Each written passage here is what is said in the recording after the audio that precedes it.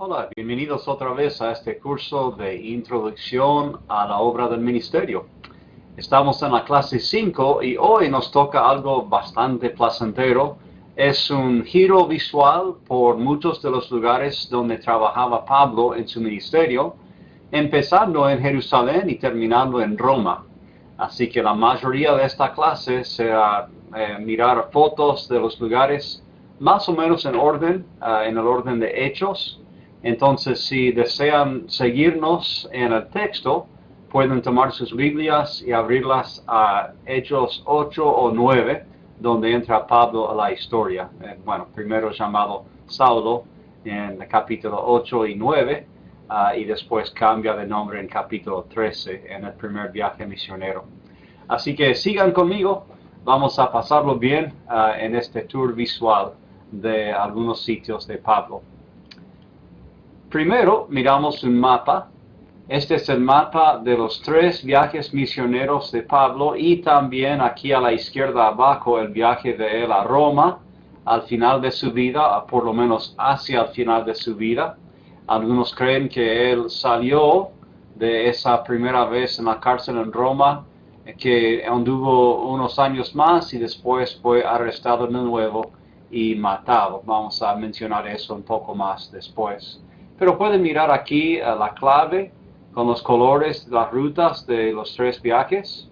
Es interesante, no sé si les gustan los mapas. A mí me gustan mucho y me gusta imaginarlo y juntarlo en mi mente, tratar de ver todo en contexto, ¿sí? De cuánto tiempo llevaba ir de un lugar a otro, etcétera, ¿no? Así que es interesante estudiar esto antes de seguir con el resto del viaje. Entonces, armado con esto en la mente y la Biblia en la mano, podemos seguir. Primero, por supuesto, cuando Saulo o Pablo estaba en Jerusalén, servía como judío, se cree que formaba parte del Sanedrín, porque en Hechos capítulo 26, cuando está contando su versión de la conversión, él menciona eso de dar su voto, y parece ser una referencia de votar sobre algo en el Sanedrín, ¿sí? Pero aun si no fue así, como judío, como estudiante de Gamaliel, como uno de los judíos bastante importantes en el primer siglo, sabemos que pasó mucho tiempo en Jerusalén y aparece aquí por primera vez cuando tiene ya la ropa de la gente que apedreaba a Esteban, matándolo, y dice que consentía a la muerte de Esteban. Y empezó él a tomar la punta en perseguir a la iglesia. Aquí lo que vemos en esta foto es una vista panorámica de Jerusalén desde el este, parado sobre el Monte de Olivos, que está al este de la ciudad. Y lo que vemos aquí, por lo menos parcialmente, ven este muro aquí, sigue más a la derecha y está un poco más aquí atrás también, más o menos una milla cuadrada, ¿sí? Es la vieja ciudad de Jerusalén. Antes era toda la ciudad, ¿sí? En los tiempos de Ezequías o un poco antes, esa parte era la mayor parte de la ciudad de Jerusalén. Después se expandieron los muros en el tiempo de Ezequías un poco y por supuesto cada vez más con los siglos. Pero esta parte aquí todavía dura como la vieja ciudad de Jerusalén. Y por supuesto la parte famosa es el monte del templo, que es todo esto hoy. Y en el centro del monte del templo está la cúpula dorada de los musulmanes, que es una mezquita de los musulmanes construido en el año, creo que 692 fue terminada esta cúpula o mezquita. También aquí a la izquierda ven la mezquita Al-Aqsa, que forma parte del monte del templo también y está ahí hoy.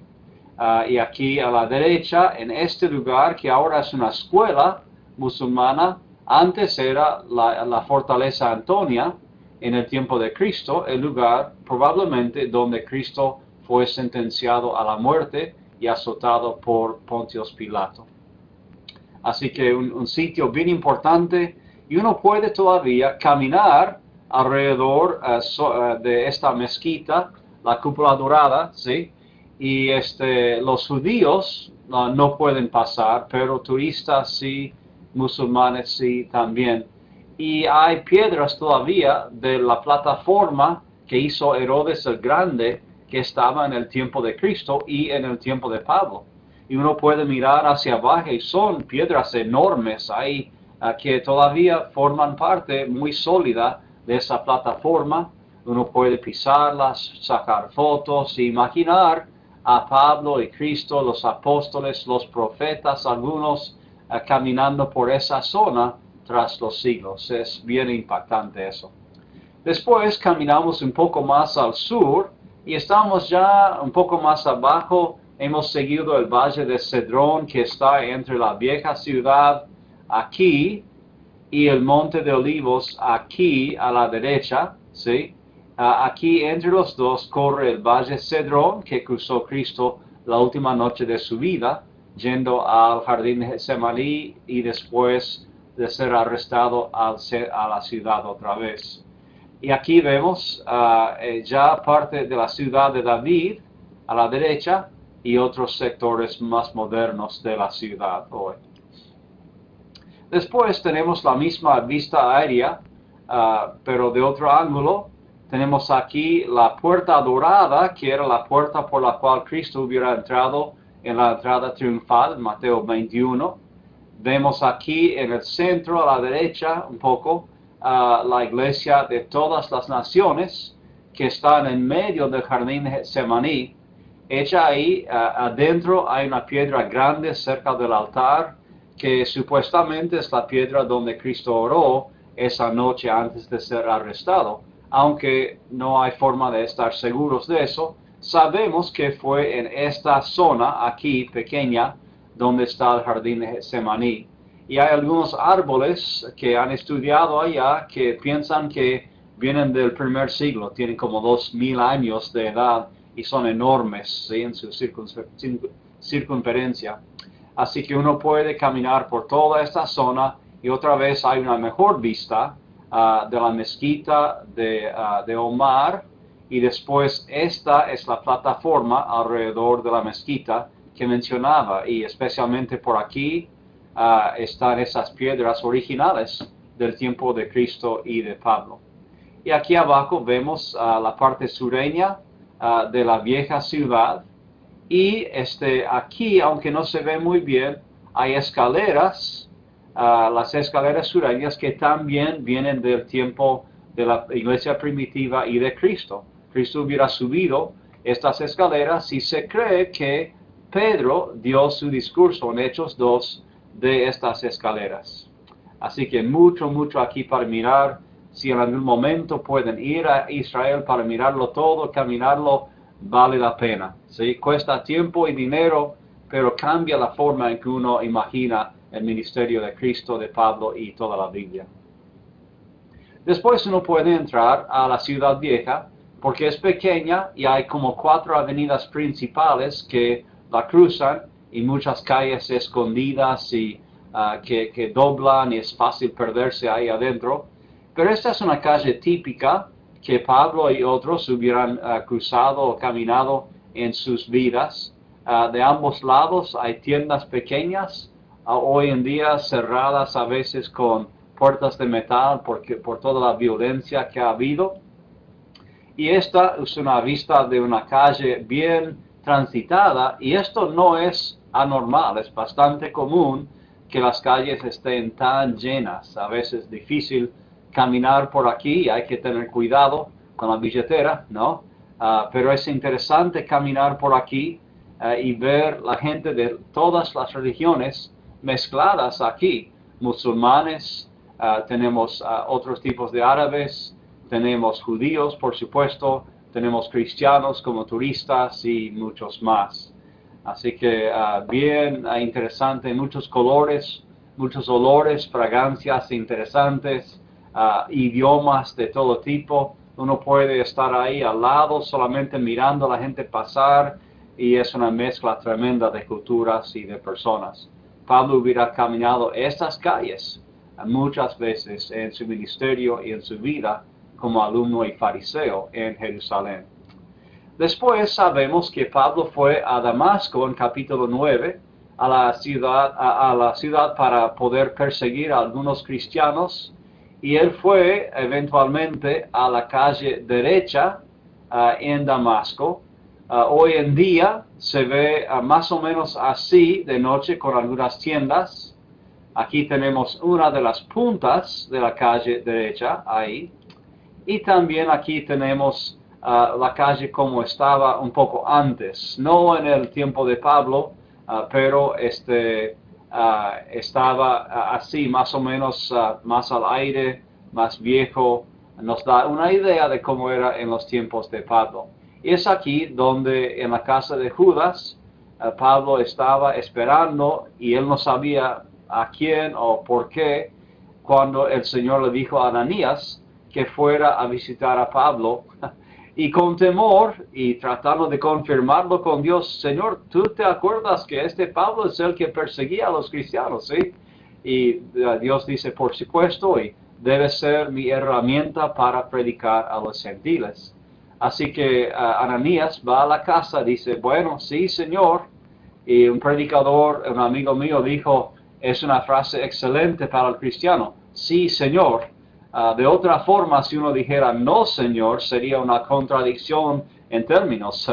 Es Señor y uno le dice sí porque es Señor, o uno dice no y no es Señor, pero uno no puede decir no, Señor, y ser la verdad, ¿sí? Tiene que ser sí, Señor, o no es su Señor. Interesante la idea. Entonces Ananías lo hizo, recobró la vista Pablo aquí, y después salió pensando, meditando, predicando para empezar un ministerio largo a los gentiles y también a muchos judíos. Esta es la iglesia de San Ananías, marcando tal vez el sitio donde fue Ananías en esa calle para hablar con Pablo. Otra vez no estamos seguros exactamente de lugares exactos, pero tenía que estar cerca de aquí. Bueno, de ahí vemos que había un tiempo en Cesarea. Esto no es visa, debería ser vista área de Cesarea. Y vamos a mirarlo un poco aquí porque así lo cruzamos en el texto cuando Pedro va a la casa de Cornelio, ¿sí? Y en ese tiempo, déjenme buscar algo aquí, hablando de Cesarea Marítima, no Cesarea de Filipo, que está al norte del mar de Galilea. Tenemos un autor histórico, Josefo, que nos contó algo acerca de la construcción de Cesarea Marítima por Herodes el Grande. Dice, estoy citando y traduciendo a la vez, dice: cuando Herodes observó que había un lugar cerca del mar, antes llamado la Torre de Estratos, que estaba bien sitiado para ser lugar para una ciudad, él hizo un plan magnífico y puso edificios en toda la ciudad, no de material ordinaria, sino de piedra blanca. También construyó un palacio costoso con salas grandes para la comunidad, y también un puerto bien construido, grande y bien protegido, como el tamaño del puerto en Atenas. En un círculo alrededor del puerto había una línea continua de habitaciones construidas de la piedra más barnizada o más brillante, y en el medio de ellos había un pequeño cerrito sobre el cual estaba un templo de César, visible a gran distancia a los que venían desde el mar a Cesarea, al puerto. Herodes también construyó un teatro de piedra en la ciudad, y al sur del puerto, más atrás, un anfiteatro suficientemente grande para tener una multitud de personas, y sabemos que era por lo menos 3,000 personas, y después que tenía una vista bella al mar. Bueno, entonces vemos aquí algo de eso. Tenemos el palacio de Herodes que daba al mar ahí. Después tenemos aquí el puerto de Herodes aquí, y aquí abajo, como sombras en el agua, vemos los restos de lo que construyeron para como quebrar el agua, como se llama en inglés, quiebra aguas, o quebrar las olas del mar para proteger el resto del puerto. Y los barcos entraban por un lado y estaban protegidos desde el mar. Pero resultó que al final del primer siglo, como 100 años o menos después de ser construido, ya hubo terremotos, hubo problemas, se bajó el suelo, el piso del mar y cayó una gran parte o fue arruinada una gran parte del puerto y ya no funciona. De hecho, se convirtió en un peligro todas esas piedras grandes que formaban el quiebraguas. Después tenemos aquí a la izquierda del Palacio de Herodes un hipódromo, ¿sí? Y aquí parte de un templo, y aquí atrás casi no se ve, vamos a mirarlo después, el teatro. Entonces ya siguiendo el texto, estamos en Cesarea con Pedro, pero ya volvemos a Pablo.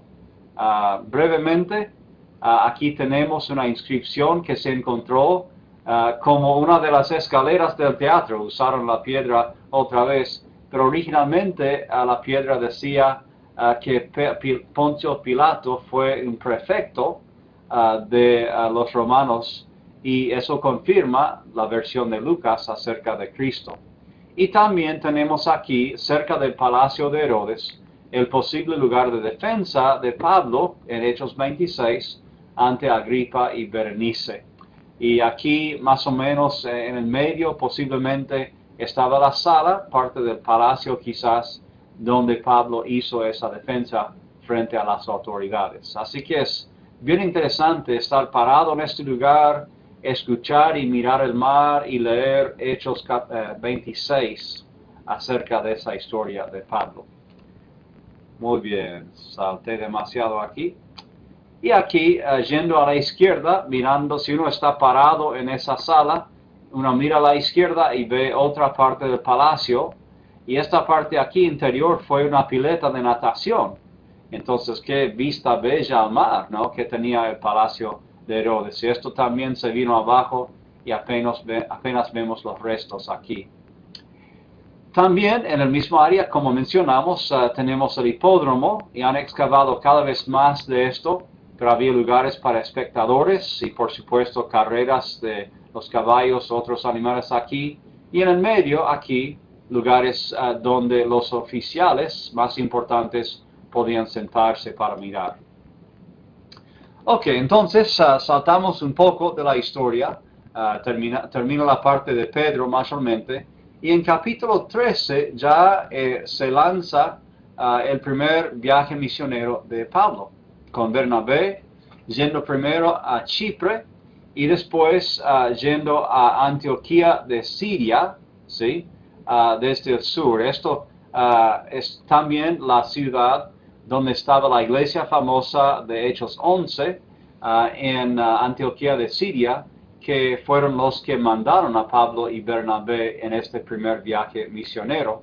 Les impusieron las manos, oraron sobre ellos, el Espíritu Santo los bendijo y fue lanzado. Entonces esta es la ciudad de Antioquía de Siria, donde se lanzó este primer viaje.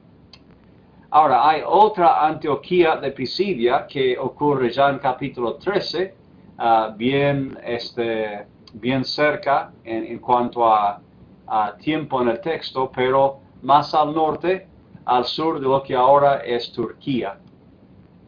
Y tenemos aquí partes de los restos de Antioquía de Pisidia, parte, por ejemplo, de la puerta occidental, y el Cardo en la ciudad romana era una de las avenidas principales de la ciudad para negocios especialmente. Vemos los restos de ese Cardo de Antioquía de Pisidia.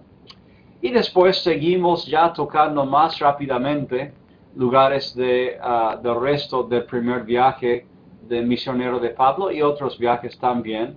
Se cambian un poco los nombres, obviamente, del texto bíblico, pero son parecidos normalmente y sabemos bastante bien dónde está ubicada cada ciudad, aunque en algunos sitios van a ver que no hay casi nada hecho en la excavación de ciertas ciudades. Saben que ahí estaba la ciudad, pero no lo han excavado, quizás por falta de fondos o interés de ciertos grupos. Y esta ciudad hoy en día es Konya, y antes era en el tiempo de Pablo Iconio. Entonces no hay mucho aquí para mirar. Tampoco en Derbe. Esto es uno de los lugares que mencioné que está el lugar ahí, sabemos que es más o menos en esta zona, pero es un campo, básicamente, y no hay casi nada excavado. Lo mismo para Listra. Saben que aquí esta parte, esta loma, era parte de la ciudad de Listra, donde ocurrió mucho en la primera vez, el primer viaje misionero, pero no hay muchas excavaciones aquí. También Troas, casi no hay nada, es bello, ¿no? Una vista bella al mar, pero otra vez no hay mucho ahí. Tenemos un pedazo, un arco de un baño, me parece, o lugar como lujoso de baños públicos. Y después seguimos a Macedonia. Ya no hay mucho más, entonces ya estamos yendo en el medio de Hechos ahora y llegamos a Filipo desde el Acrópolis de Filipo mirando hacia abajo esta parte de lo que es Filipo hoy en día. Siempre cuando vemos la palabra Acrópolis se refiere a la parte más alta de la ciudad, del griego que es acro, que es alto, y polis, que es ciudad, ¿sí? Acrópolis. Y hay un río después de Filipo, y hoy se llama el río Gangitis o Gangitis, y se cree que este es el río donde Pablo fue ese sábado para encontrarse con las mujeres, y resultó que Lidia y su casa y otras mujeres estaban ahí orando, y resultó que Pablo estaba con ellas, fue invitado a su casa y empezó la iglesia de Filipo con ellas y otros miembros como el carcelero, por ejemplo. Aquí tenemos otra vez el Acrópolis de Filipo, pero ya mirado desde abajo, y algunas excavaciones de la vieja ciudad de Filipo.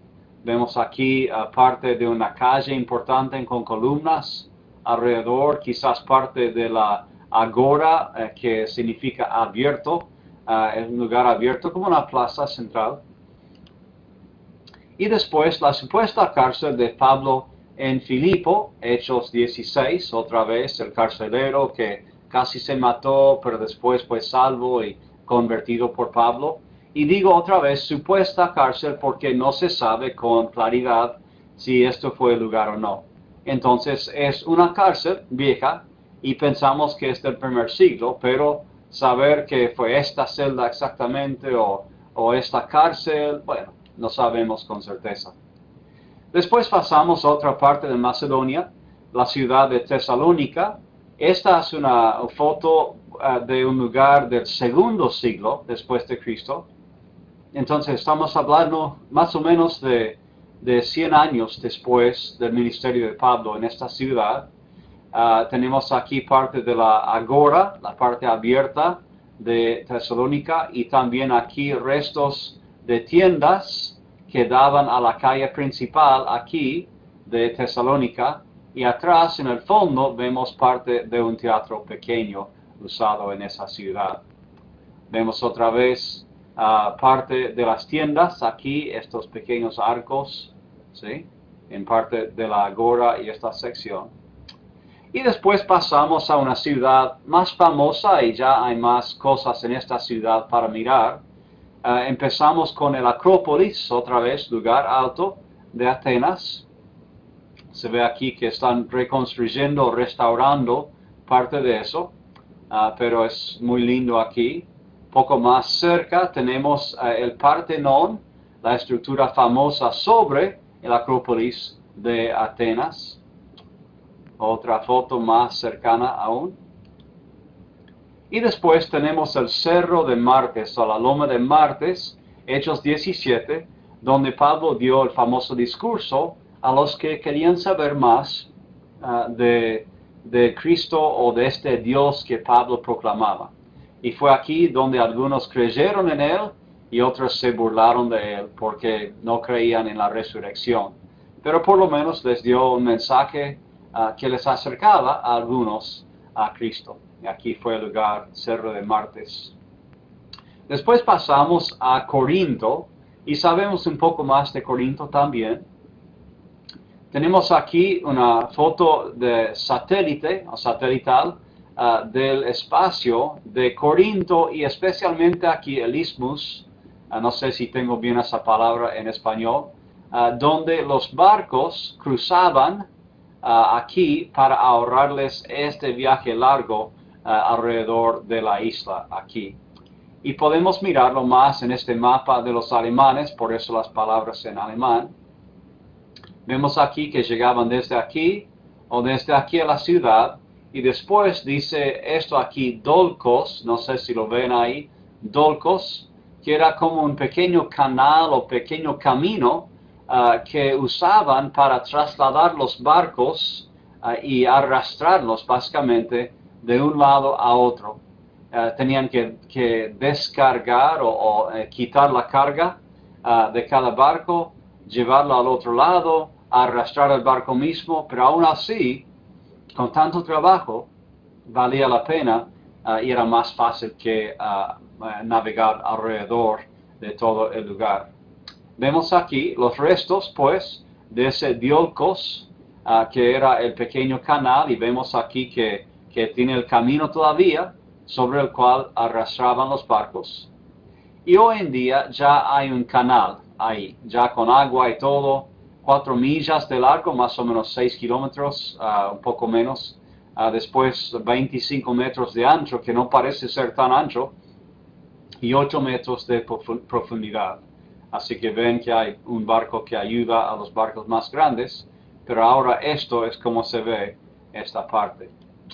Y desde arriba se ve aquí el Acro Corinto, aquí de Corinto, el lugar alto de Corinto, y la ciudad aquí abajo, desde el norte, y la vista bella al mar que está al lado.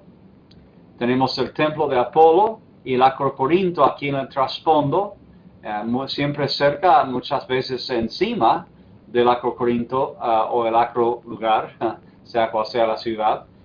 Muchas veces el templo de algún dios estaba encima del lugar más alto. Y si comparamos, por ejemplo, miramos aquí atrás el Acro Corinto y el templo, volviendo a este mapa, aquí está ese templo de Apolo y el dibujo tratando de imaginar cómo era la ciudad de Corinto en el tiempo de Pablo. Vemos aquí la agora en el medio y otros edificios, me imagino que estas eran tiendas en ambos lados de la agora y las otras partes de la ciudad. Vemos aquí probablemente un anfiteatro o teatro y después otros edificios y tiendas. En las excavaciones de Corinto, vistas desde el Acro Corinto, se ve que hay bastante aquí, otra vez el templo de Apolo y otra vez otros edificios alrededor y más modernos aquí. Y más cerca, las mismas excavaciones, pero ya casi el nivel de las mismas excavaciones, y algunas tiendas que estaban alrededor de la agora pública. Esto es parte de la Stoa y es al norte de este sitio. La Stoa, la palabra Stoa significa como lugar comercial. Había stoas en muchas ciudades, de hecho el complejo del templo del monte en Jerusalén en el tiempo de Cristo y Pablo tenía una gran sección que se llamaba la Stoa Real, la Stoa Real, y era donde muchos tenían sus tiendas, quizás que vendían a los gentiles y peregrinos que venían a Jerusalén. Así que hay una stoa aquí también en Corinto. También aquí en el centro vemos el Bema de Corinto. Bema es la palabra para el lugar desde el cual uno lee o habla o proclama algo. Se usaba en las sinagogas, por ejemplo, como el lugar desde el cual uno leía la ley cada sábado y después uno podía sentarse en el asiento de Moisés para exponer alguna parte de la ley. Pero el término más general es un lugar público que sirve como algún lugar de proclamación exposición o a veces hasta como parte de del sistema de justicia. Quizás jueces o gobernantes daban sus veredictos o sus proclamaciones desde el Bema, porque era un lugar céntrico, bien visto y muchas veces que tenía buena acústica si estaba en público, en el aire libre. Así que este es el Bema de Corinto y el Acro Corinto atrás, en el trasfondo. Otra vez el templo de Apolo de Corinto. Y pasamos ya a Éfeso, ¿sí? Y aquí tenemos los restos del templo de Artemis o Diana, según la versión que vean, en Éfeso. ¿Se acuerdan la historia como Pablo estaba enseñando y un día se armó un lío por los que trabajaban con plata y ídolos de plata? Y Pablo quería entrar y hablar con ellos cuando estaban en ese anfiteatro. Bueno, recuerden esa historia en Hechos 19 en Éfeso. Aquí estamos mirando partes de Éfeso alrededor de esa historia. Hoy en día tienen los restos de la Basílica de San Juan y se cree que aquí en el medio esto es la tumba del apóstol Juan, porque la tradición dice que fue a Éfeso, hubiera estado allá en el mismo tiempo que Timoteo, trabajando con Pablo, y posiblemente Juan también trabajaba con Pablo. La tradición dice que Juan era un anciano en esa iglesia de Éfeso y que como tenía a María, la mamá de Cristo, con él, que ambos de ellos murieron quizás aquí en Éfeso. Entonces dicen que esta es la tumba de San Juan ahí en la Basílica de San Juan en Éfeso. Si es la tumba realmente, otra vez no estamos segurísimos, pero podría ser, eso encajaría con la tradición. Y después en otras partes de Éfeso tenemos las calles normales, las avenidas principales con columnas, otros edificios que eran restos de casas o negocios en el primer siglo. Vemos aquí la agora comercial de Éfeso, otra vez un espacio grande, abierto como una plaza central, y alrededor los edificios que eran tiendas, etc. Después tenemos una calle principal de Éfeso, bien preservada, y el teatro famoso de Éfeso, donde quizás Pablo estaba en Hechos 19, mirando un poco más de cerca. Vemos aquí el anfiteatro para quizás hasta 7,000 personas. Hay espacio aquí abajo como escenario. Después tenemos la parte de atrás donde estaban los actores cuando no estaban en los escenarios y también lo que usaban como materiales para las obras de teatro aquí. Otra vista desde el teatro hacia esa vía acadiana. Y después pasamos a la agora de Mileto. Realmente Mileto es otra ciudad donde no hay mucho para mirar del primer siglo. De hecho, antes la ciudad estaba sobre la orilla del mar, pero ahora ya ha recedido el mar y ya no está en la orilla, ya está a una distancia del mar. Okay. Después sabemos que después del tercer viaje misionero, después de volver a reportar a Jerusalén y a Antioquía de Siria, que Pablo fue arrestado un día cuando él estaba en Jerusalén, tratando de cumplir con un voto que él había hecho. Lo arrestaron sin causa con acusaciones falsas, pero desde ese momento en adelante, Pablo trataba de defenderse ante los varios gobernantes como Festo y Félix y otros, Agripa, Berenice, etc. Y al final tuvo que apelar a Roma. Entonces pasó unos 2 años en la ciudad de Cesarea, más o menos 2 años, y se cree que de este lugar, que ya vimos parte de la ciudad, él escribió varias de las cartas que tenemos hoy en el Nuevo Testamento.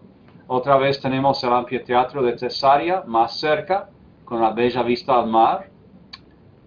Un poco mejor aquí en el escenario. Hoy en día, de hecho, han puesto más como un trasfondo enorme, bien construido con sistema de luz y sonido, y lo usan de vez en cuando como teatro. Otra vez vemos el Palacio de Herodes y ya habíamos visto el lugar donde Pablo hizo su defensa ante Agripa y Berenice. Entonces Pablo va desde Cesarea a Roma, un viaje largo, vemos eso en Hechos 27 y 28, y finalmente llega a Roma, donde él puede vivir en una casa unos 2 años, viviendo ahí libremente, quizás saliendo libremente, pero bajo el cuidado de 2 guardias. Y él usó bien su tiempo allá. Vemos en Filipenses que había convertido a algunos que formaban parte de la casa de César. Así que aún como prisionero, él seguía con su evangelización, convirtiendo hasta algunos de los mismos soldados o siervos en la casa de César. Y Hechos termina ahí mismo en Roma y dice que él proclamó sin disturbios el Evangelio por 2 años. Ahora, 2 versiones de la historia de lo que pasó después. Una versión dice que fue matado al final de ese tiempo después de apelar a César. Otra versión dice que fue librado por César después de su apelación y que él siguió predicando. Algunos creen que en ese tiempo, quizás 2 a 4 años, él llegó finalmente a España, donde quiso ir antes, algo que menciona en Roma, ¿sí? Romanos 15. No sabemos con certeza, pero según la tradición fue arrestado otra vez, condenado a muerte, y según la tradición le fue quitado la cabeza, ¿sí? Decapitado como resultado de ese juicio final. Así que una historia bien interesante. Aquí tenemos el Coliseo de Roma y aquí tenemos la parte interior del Coliseo.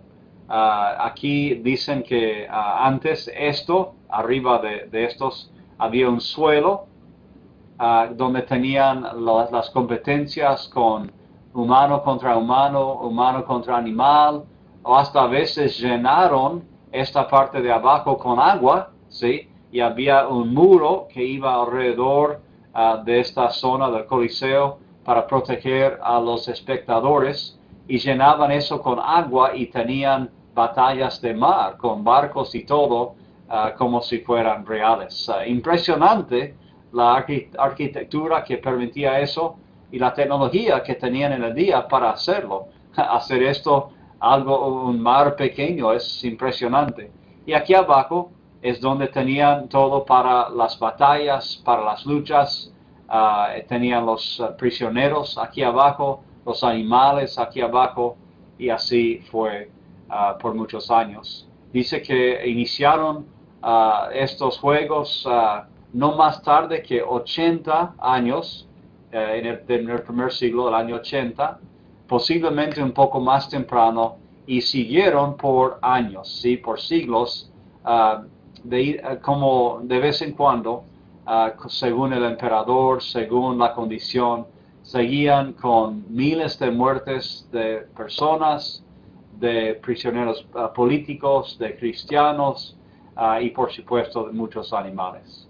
Así que una etapa bastante triste dentro de todo, que mostraba realmente la deterioración de Roma como imperio, y como nación. Y como en el año más o menos 400 y pico después de Cristo, ya finalmente vino abajo el imperio romano. Así que eso es un breve tour de lo que es el ministerio de Pablo, algunos de los sitios, para darnos algo más de un contexto geográfico de lo que era su ministerio. Ahora, piensen en eso y en los mapas de sus viajes cuando sigamos y hablamos de temas como su ministerio, cómo trabajó con las iglesias, cómo trabajó con sus colaboradores y mucho más. Gracias por su atención. Es un placer siempre estar con ustedes. Que el Señor los bendiga y nos vemos en la próxima clase.